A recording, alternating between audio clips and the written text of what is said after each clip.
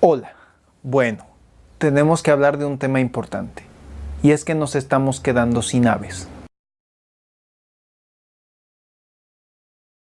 Resulta que hace unas semanas salió un artículo científico en la revista Science, este de aquí, en donde se nos pone todas las cartas sobre la mesa y se nos revela que frente a nuestros ojos, aquí en Norteamérica, está sucediendo una crisis de biodiversidad. Deja tú el Amazonas que está allá lejos, o la Antártida que está más lejos. Aquí, en tu barrio, en tu parque, en el cerro que está junto a tu casa, está sucediendo una crisis de biodiversidad. Nos estamos quedando literalmente sin aves. Ay, bueno, Dicen algunos. si ni es tan grave. ¿Cómo que no va a ser grave, hijo de tu molotrus? Es grave, y ahorita les voy a explicar por qué. Resulta que este montón de autores que aparece aquí se juntaron y, reuniendo datos que tenemos desde hace más de 50 años recopilados sobre el estado de las poblaciones de las aves en Norteamérica, evaluaron si en efecto a lo largo de medio siglo ha habido una disminución en las poblaciones de las aves, y si la ha habido, entonces, ¿de qué magnitud es esta disminución? Pero bueno, ¿por qué aves? Resulta que las aves son un grupo animal fácil de detectar, relativamente fácil de identificar en Pidonax, relativamente fácil de identificar, y también que tiene sistemas de monitoreo estandarizados desde hace bastante tiempo, lo cual nos permite tener una cantidad de datos realmente considerable para que podamos tener resultados realmente certeros que nos estén diciendo qué es lo que está pasando con ellas. Pero ¿por qué los datos son nada más de Estados Unidos y Canadá? ¿Es acaso esto otro producto del imperialismo yanqui? Pues no. O no tanto así. Resulta que la cantidad de datos generados en estos dos países y el tiempo que se lleva monitoreando las aves allí, por consecuencias históricas del desarrollo primero de la ornitología en Europa y en Estados Unidos y Canadá, y después su extensión hacia Latinoamérica y hacia otras partes del mundo, permite tener esta enorme cantidad de datos de las que ya hablamos. Pero esto no quiere decir que, por ejemplo, en Latinoamérica las poblaciones de aves estén mejor, ni mucho menos.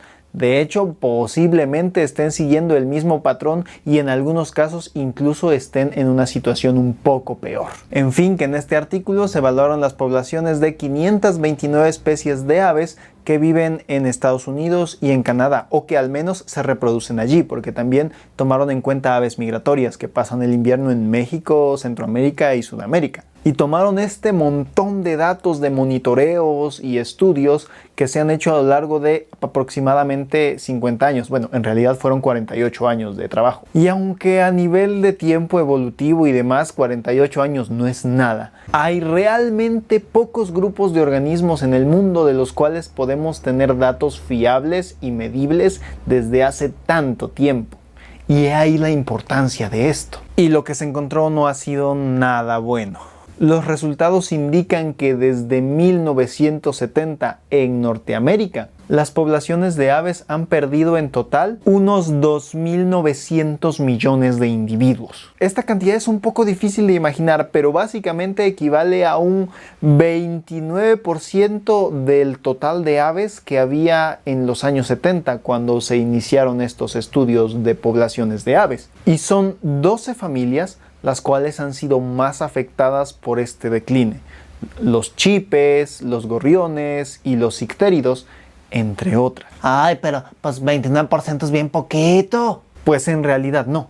Y no solo no es poco, sino que hay grupos de aves que se han visto mucho más afectados que otros en este total, en este conteo global de la avifauna en general. Además, esta disminución ha sido constante y se ha mantenido así durante todos estos años. Eso es preocupante. Como dije antes, las aves de algunos ecosistemas han sido más afectadas que otras, y las especies más golpeadas por esta disminución han sido las aves de pastizal, cuyas poblaciones en general se han reducido un 50%. Ahora sí ya no te parece tan poquito, ¿verdad? E incluso aves de otros ecosistemas que hace 50 años eran francamente comunes, hoy son relativamente raras y se les considera en alguna categoría de amenaza, como el tordo rojizo, que alguna vez se contó por millones y que ahora se considera una especie rara en toda su distribución. Esta disminución ya nos ha sucedido antes. La historia ya nos enseña que especies que eran una vez abundantes se pueden extinguir en relativamente poco tiempo. Y el mejor ejemplo en Norteamérica es precisamente la paloma migratoria, de la cual ya hablé en otro video. Esta disminución general de las poblaciones de aves puede desencadenar, si no es que ya está desencadenando, problemáticas ecológicas muy complejas y difíciles de combatir. Problemáticas que tal vez arrastren a los ecosistemas que dependen de estas aves como polinizadoras, dispersoras de semillas, controladoras de poblaciones de otros animales, a un punto de no retorno, a un punto en el cual los ecosistemas no puedan mantenerse, ni mantener los servicios ambientales que proveen a los seres humanos y en general al mundo. Además, algo que recalca el artículo es que estos datos de decline de poblaciones son de un grupo que es bien conocido y bien estudiado como las aves, pero que posiblemente con otros grupos como anfibios, reptiles, mamíferos, esté sucediendo lo mismo frente a nuestros ojos y no tengamos datos de lo que está sucediendo. Y como los autores del artículo recalcan una y otra vez, el hecho de que especies que sean comunes, que veamos todos los años, que veamos todos los días frente a nosotros, en nuestra zona urbana, en nuestro parque más cercano, estén declinando. Porque incluso los gorriones domésticos, los gorriones introducidos, están declinando.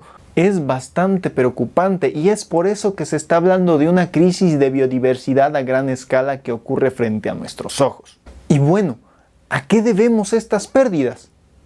Pues como todas las problemáticas complejas, tiene múltiples causas. La disminución de áreas favorables para que distintas especies se reproduzcan en Norteamérica, la intoxicación por pesticidas, las colisiones con estructuras y la depredación por especies introducidas son parte importante de las causas que están generando este decline. Y esto que les cuento son de los datos que se han obtenido allá en el norte, en Estados Unidos y en Canadá. Aquí en México y en general en Latinoamérica podemos estar enfrentando situaciones similares, tanto para aves residentes, que son las que viven todo el año en nuestro territorio, como para nuestras aves compartidas, las aves migratorias que cruzan cada año el continente en busca de sitios para invernar y luego para anidar y luego para invernar, en un viaje épico lleno de peligros, que con esta disminución de poblaciones se vuelve aún más peligroso y aún más crítico el conservarlas tanto allá en el norte como acá en el sur, donde invernan y donde retoman fuerzas para poder reproducirse de nuevo a la primavera siguiente.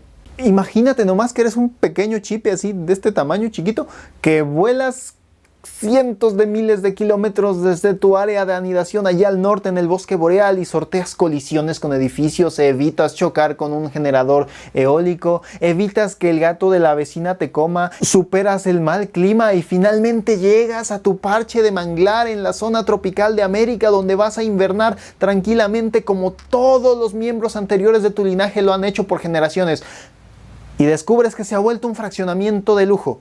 Pero bueno, entonces, ¿qué podemos hacer nosotros aquí donde estamos?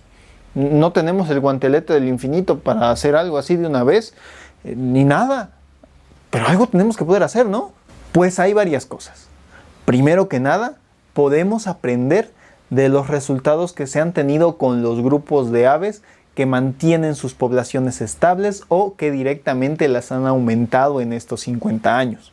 Las aves rapaces y las aves acuáticas como los patos. Para las aves rapaces, la prohibición de pesticidas como el DDT ha sido crucial para su recuperación, mientras que para las aves acuáticas como los patos, el aprovechamiento cinegético de las poblaciones ha sido un punto crucial para mantenerlas en un estado saludable. Y sí, con cinegético me refiero a la cacería. Ojo, que con cacería no me refiero al compa ese de tu colonia que conoces que le va a tirar con todo a lo que se mueva ahí con un rifle de aire. No, nada de eso. Sino a un esquema de aprovechamiento mucho más complejo que permite mantener sanas a las poblaciones. Pero como este es un tema complejo, lo trataré a fondo en otro video. Para quienes vivimos en México y en general en Latinoamérica, hay cosas que podemos hacer como apoyar la producción local de café de sombra, que permite que las áreas cultivadas con café de sombra se mantengan con una estructura vegetal relativamente similar al bosque conservado, que mantiene a las especies migratorias y residentes con las condiciones suficientes para que puedan vivir ahí. Y siempre tener en cuenta que también debemos proteger los bosques conservados y que no solo todo puede ser cafetal, eso es muy importante. También debemos apoyar la producción local y las dinámicas locales que nos permiten conservar el bosque, ya sea el ecoturismo o el aprovechamiento forestal sustentable, siempre recuerden esto. Asimismo, si vivimos en zonas urbanas, generar acciones para evitar las colisiones de las aves con edificios puede ser bastante útil. Y también evitar que nuestros gatos salgan al aire libre y cacen aves. Ay, pero si mi gatito ni hace nada. Ya tengo un video completo, una serie de video completo hablando sobre ese tema, así que vayan a verla. Finalmente, y esto es importante, tenemos que exigir una legislación que promueva la conservación y el aprovechamiento sustentable de los ecosistemas, o lo que nos queda de ellos. Exigir que haya una visión de conservación a largo plazo en nuestros países, más allá de cualquier periodo gubernamental, y que pueda incorporar también las problemáticas y soluciones propuestas por las comunidades locales que están en contacto directo con el aprovechamiento de estos recursos. Que no se dicte solo desde un escritorio, que se le dé una solución real, tanto social como ambiental. Y sí, es difícil exigir esto, es tedioso y la historia reciente nos ha enseñado que puede ser hasta peligroso, pero creo que no nos queda de otra. Si queremos que nuestras aves y en general todos los componentes de nuestros ecosistemas sigan aquí, sigan brindándonos esos humildes servicios ambientales que nos han brindado durante toda la existencia de la humanidad, nada más proveer aire y agua limpia, poca cosa. ¿Necesitamos exigir esos cambios o trabajar por ellos? Ya sea divulgando y educando sobre la importancia de las aves y otros grupos biológicos, desarrollando tecnologías más amigables con el entorno, ingenieros les estoy hablando a ustedes, o abordando problemáticas locales y sus potenciales soluciones. En fin, ¿qué formas de ayudar las hay? Seguir observando a las aves y monitorear los cambios en sus poblaciones también es importante. Y aquí en Latinoamérica eso actualmente nos puede proporcionar datos que puedan ser usados a futuro para estimar estos cambios y si realmente estas políticas que podemos implementar a partir de ahora hayan servido de algo en algún punto del futuro, si es que antes no nos cae un meteorito. Y sabiendo esto, ahora sal y mira un ave. Salúdala y recuérdale que estás haciendo algo por ella, porque nos tocó vivir en estos tiempos y como dijo Quevedo, no queda sino batirnos contra la estupidez, la superstición, la maldad, la envidia y la ignorancia, lo que es lo mismo contra el mundo y contra todo, pero no queda sino batirnos por las aves y por nuestros ecosistemas.